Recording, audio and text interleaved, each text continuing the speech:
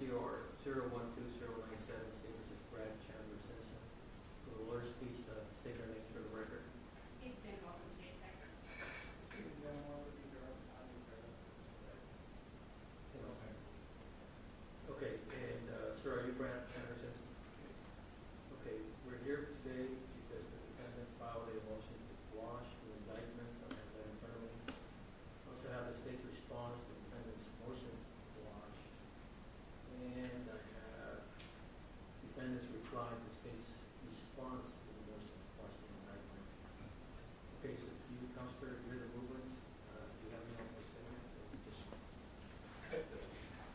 No statement, just the argument. okay, then do you need the clicker to start your presentation?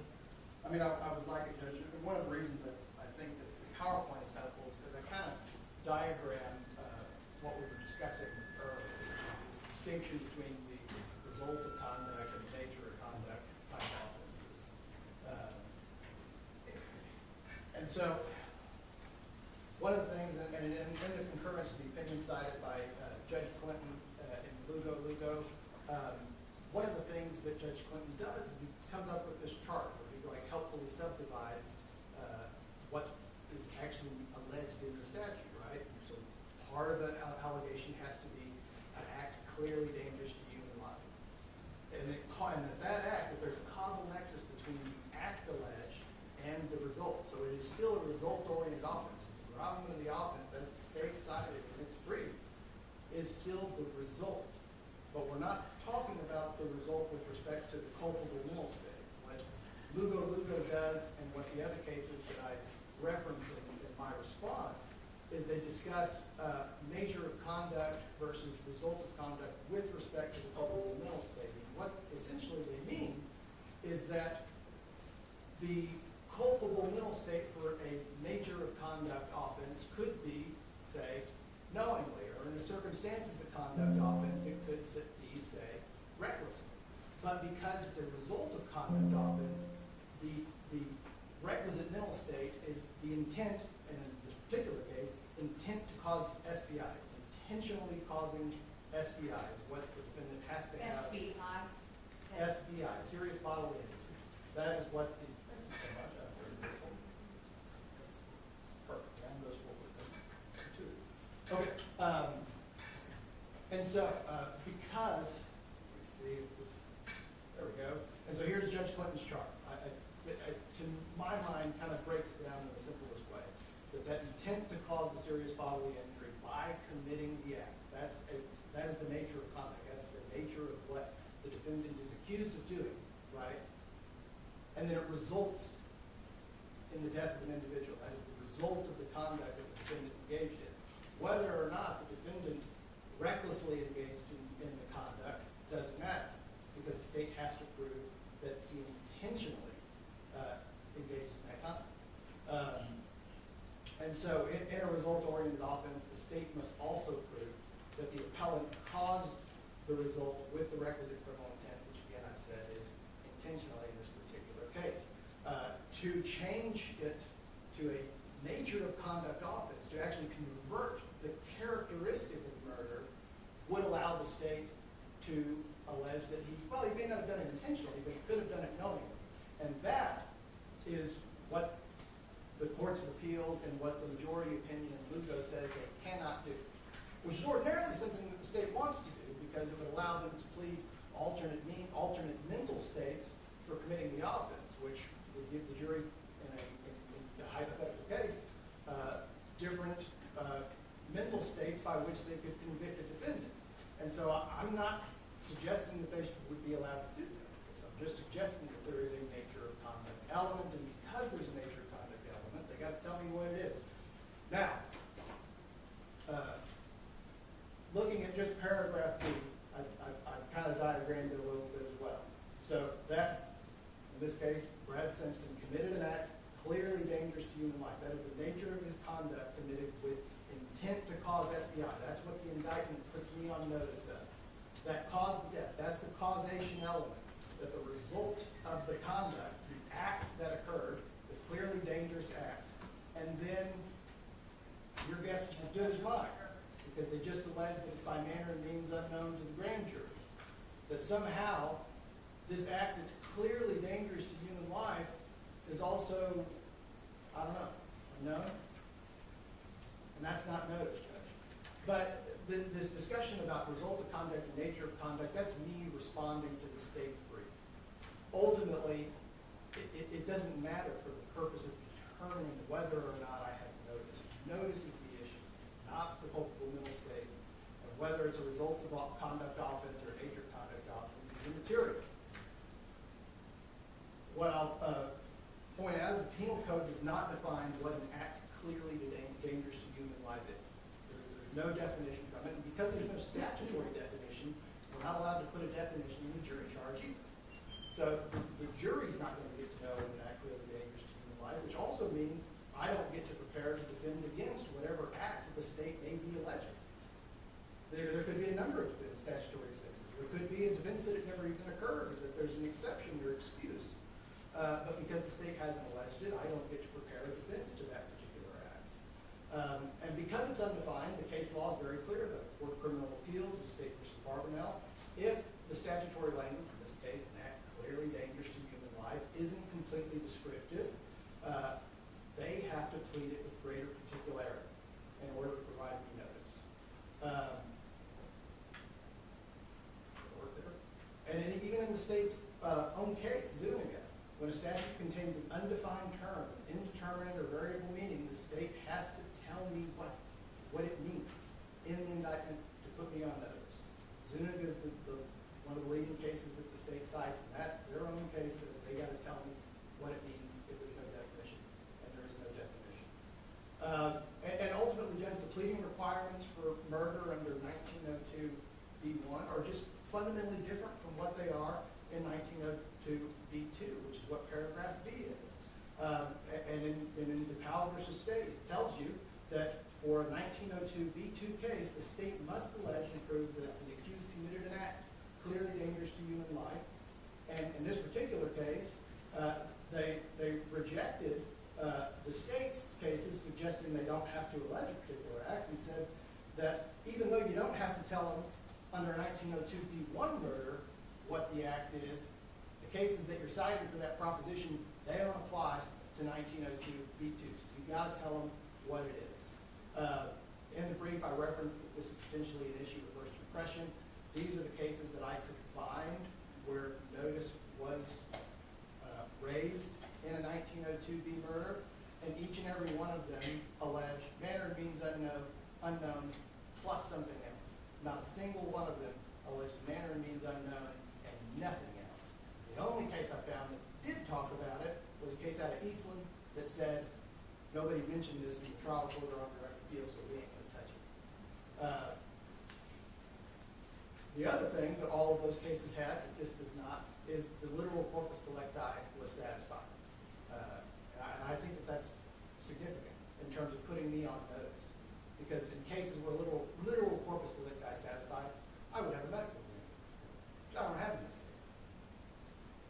The state also alleges that they can give me notice by other means, and I'll cite there at State versus Rosenbaum out of the Court of Criminal Appeals. This is not in the brief. But the validity, whether or not an indictment gives me notice, isn't tested by the evidence that is adduced to trial. That's an argument for the sufficiency of the evidence on direct appeal. Whether the indictment gives me notice has nothing to do with what's contained in the discovery the state's obligated to give. That's all I got, Judge. For those reasons, I pray you'll grant defendant's motion to quash paragraph B of the indictment. Okay, State. May I please report, would you put that standing? All right. Judge, I'd like a little bit closer to me. Thank you. turn it on, Turn it on, a little bit closer to me. Thank you. All right, Judge, just want to start by saying the law doesn't reward people for disposing of the bodies of their murder victims. The case law is clear that the state does not have to prove how Mr. Simpson murdered Suzanne Simpson.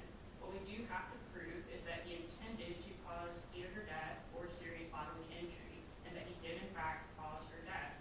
And I won't belabor that point because it's addressed fully in the state's brief, which was filed on April 1st of this year, and I'll just ask the court to take judicial notice of that brief, which is part of the record in this case. But to just sum up, The manner means the how of committing murder or assault are not elements of those crimes. And when we allege an unknown manner and means, we've done more than is required by law. The law doesn't even require us to put that in the indictment. Those are not elements of the offense. We're not required to prove them. The state's indictment tracks the statutory language for each offense, and it gives adequate notice of each offense charge. We've alleged intent, and we've alleged result. We don't have the benefit of a body at this point for a medical examiner to look at and give us a precise cause of death, but that does not prohibit prosecuting this case. I want to take a moment to address the specific points that the defendant makes in his brief that was filed on Sunday.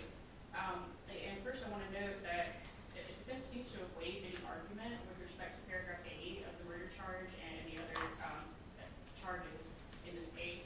It looks like at this point we're only arguing about paragraph B, which is the act of the dangerous to human life part of the murder charge. So in his brief... Is that accurate? That is correct, Judge. I can respect that under paragraph B.A. under the right circumstances, the state will proceed. Okay. So Judge, in his brief, he gives a general statement that tracking the statutory language isn't always sufficient. But what's not clear in the brief, in my opinion, is that the statement only applies in certain situations. And it was up there, actually, in the language that he had, that the situations where that applies are when you have conduct-oriented offense, which murder is not, and also when there are multiple different ways of committing that offense that are outlined in the statute. That's where that applies. And the case law says that very clearly in the case that he cited. One example that I can give the court is sexual assault. So in sexual assault, which is a conduct-oriented offense, it's about what the defendant did, not the result of the offense, as in murder. And if you look at the sexual assault statute, it says the defendant did intentionally or knowingly, and then it has A, B, C, D, different ways of committing that offense. And that is the sort of thing that what Mr. Gilmore cited is referring to, where you have both a conduct-oriented offense and statutorily defined alternate ways of committing that offense. That is when we have to plead specifically which one of those we're going to prove. That's what that language is talking about. So it doesn't apply to this case. Sexual assault, again, conduct-oriented. The gravamen of the crime is the act committed by the defendant. Murder, the gravamen is the result. It's the death that is caused. So that's the type of statute that requires that additional specificity in the pleadings. And we do. In sexual assault indictments, we do have that specific, like, it was committed in this way. The statute in this case is not like that. There are no multiple ways listed. That act clearly dangerous to human life is just an element. There's no alternate ways listed in the statute to commit an act clearly dangerous to human life. What the case law that Mr. Gilmore cited doesn't say that every term that's undefined in the statute has to be pled specifically. It's just talking about those specific situations. So it just doesn't apply to this case. So there's really two reasons. It's not conduct-based, and there aren't options listed in the statute. So that argument really does not apply. And when it comes down to it, Judge, the defendant's argument, he claims it's about notice, but it's really about sufficiency of the evidence. What he is saying, I believe, is that we have that element, okay, it's an additional element in paragraph B of an act clearly dangerous to human life. And he's asking, well, what evidence do we have for that? And that is a sufficiency argument. It's not appropriate for a motion to quash. That's a trial issue, so it's premature to be addressing that now. And that element, the same as the means, Judge, it's too early to make that decision. So I'm asking you, Judge, for those reasons, to deny his motion to quash, and for the reasons outlined in the state's brief as well. And to you, Counselor, what about the idea that the state can only give you notice of what they know? And in this case, apparently, I'm assuming that through your representations, there is no body of the complainant in this alleged offense. What do you say that the idea that the state can only give you notice of what they know? Sure.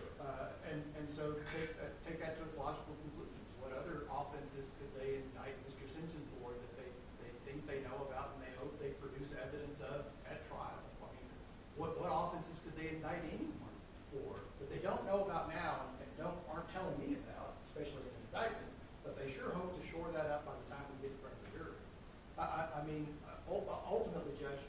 Well, when you say that, when you say shore up, Mhm. let's say, and I know this is an alleged offense, but let's say at some point the body of this individual is complaining is found, then they would have to give you more notice, correct? I mean, when you say shore up, is that what you're talking about? Well, so in a hypothetical situation where something like that occurred, I would expect the state to either amend or indict. And so would I, so. There would now be new facts, and there would be a medical exam report that would allege a cause and her death as well. But I'm trying to figure out what you meant by when you said that they can shore up their case as they go. What do you mean by that? Well, I mean, the state will, I'm sure agree with me that discovery is not complete in this case. They're still waiting on at least 6 reports of extraordinary that I'm aware of. And so the state is hoping that additional better evidence will appear in those reports. As of right now, I don't want to get into the sufficiency because it's not an issue here. Well, then that's the next question. What's your response to the state's argument that this is really a sufficiency of the evidence argument and it's not right now? Well, I mean, it's just not. So when the state was talking about the sexual assault statute, right, it listed all the statutory ways of committing the offense. Well, that's exactly what we're dealing with here. 1902b1 is one way a person can commit murder. 1902b2 is another way, and then 1902b3 is felony murder. And there's capital murder. There are other statutory ways of committing murder, right? And I've already agreed that under the right circumstances, the state could proceed in a manner and means unknown 1902b1 murder. I mean, that just from my research, I've seen that it's appropriate to do. But 1902b2 has different pleading requirements. But where do you get that? From the concurring of, State. I'm sorry, from the concurring opinion in Lugo? No, from DePaul versus State, which says it From the explicitly. what, I'm sorry? DePaul, D-E-P-A-U-W. And I read a lot of those cases, but tell me what that one says. Sure, and that was in the PowerPoint, which I can supplement with a Well, hard just copy of. Summarize for me, please. It's 658 Southwest 2nd, 628 at Inside 633, out of Amarillo in 1983. Petition was refused. And that case, as it says explicitly. On the other hand, 1902b2 imposes a requirement upon the state, which section 1902b1 does not, namely that the state must allege and prove that the accused committed an act which is clearly dangerous to human life. Therefore, we believe the cases cited by appellee, which hold that an indictment is valid even though the means of the murder are not alleged in an indictment, are an opposite to 1902b2 case. So it's saying that you can do it in a 1902b1 type murder. That a person knowingly and intentionally killed another person by manner and means unknown to the grand jury. All the opinions I've read say that they can do it that way. But DePaul says explicitly, and I've omitted the citations from the PowerPoint slide, but it cites to other cases for similar proposition, that for the purposes of 1902b2, if they're going to allege an act clearly dangerous to human life, they've got to give me some kind of notice of what that act is. More to the point, how did the grand jury know that it was an act clearly dangerous to human life if they didn't know what it was? Because there are conceivable acts which could result in a person's death, which weren't clearly dangerous to human life. And in order for me to test that at trial, I would need to know ahead of time what act the state is alleged to be committed. And so, ruling in defense favor on this particular issue, Judge, obviously doesn't foreclose the state from proceeding under 1902b1. They still get to prosecute a murder if they so choose. It just means that if you're going to do it under B2, you got to tell them more. And if you can't tell them more, don't indict them. Okay, and State, how do you respond to that last point on that case that says that's required? Just give me a brief moment. I'll give you a brief one. Go ahead.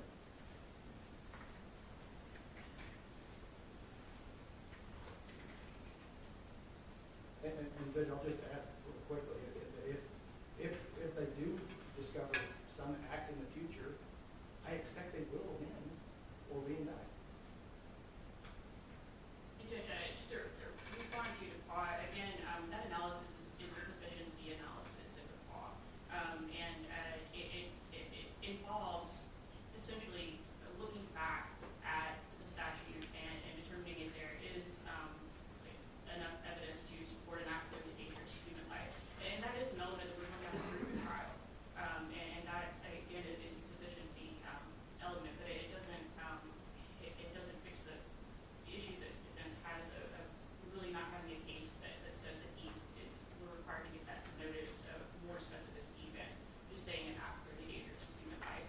in the part of the case they cited, you're saying there was a sufficiency of the argument case?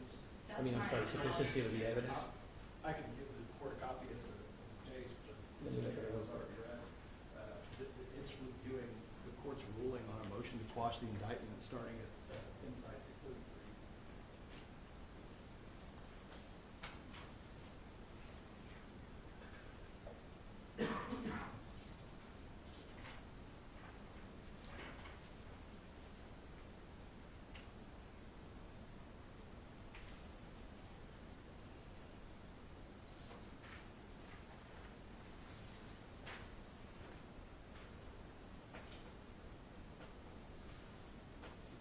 Just for the benefit on, it's the second, I can't hear you, sorry. just for the benefit of the record, second full paragraph on what is Bates number, page 5. Appellant argues in his first one there that the trial court erred in overruling his motion to quash the indictment. Because the indictment, which was both legally and factually, this is back when before Brooks, when they made that decision. Legally Is and your mic on, factually. sir, I'm sorry to interrupt you. Is your mic on? Is the green light on? Yep. Okay. Now, could you pull it closer? I'm just- Sure. Thank you. Legally and factually insufficient to allege an essential element under the offense of murder. And the state's already conceded that the act itself, the act clearly dangerous to human life, is an essential element.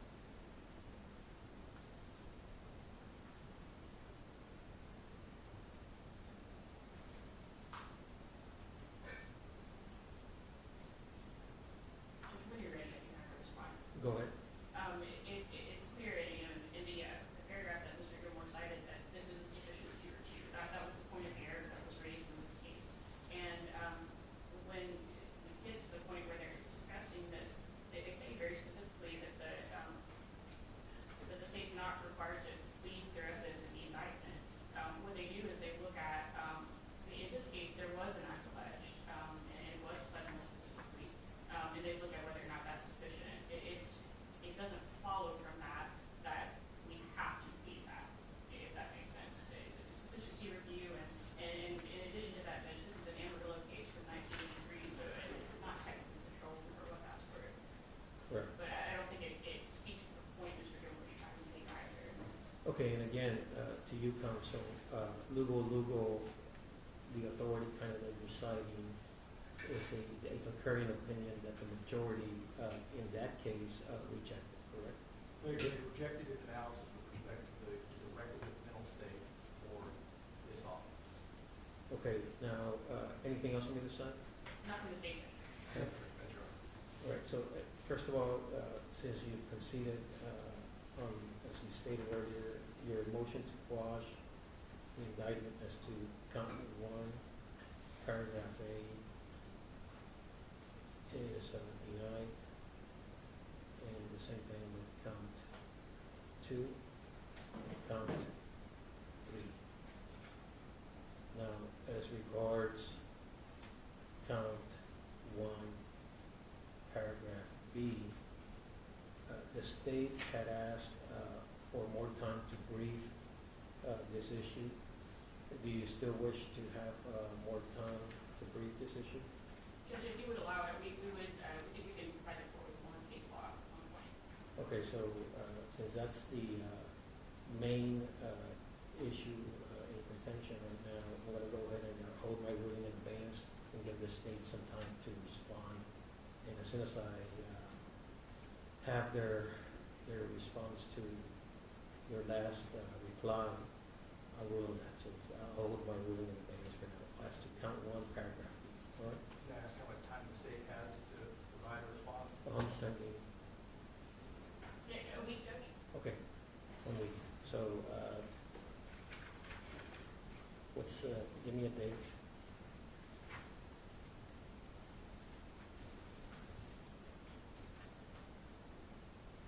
What's the date, Tuesday? Yeah. Next Tuesday, whatever that date is, okay?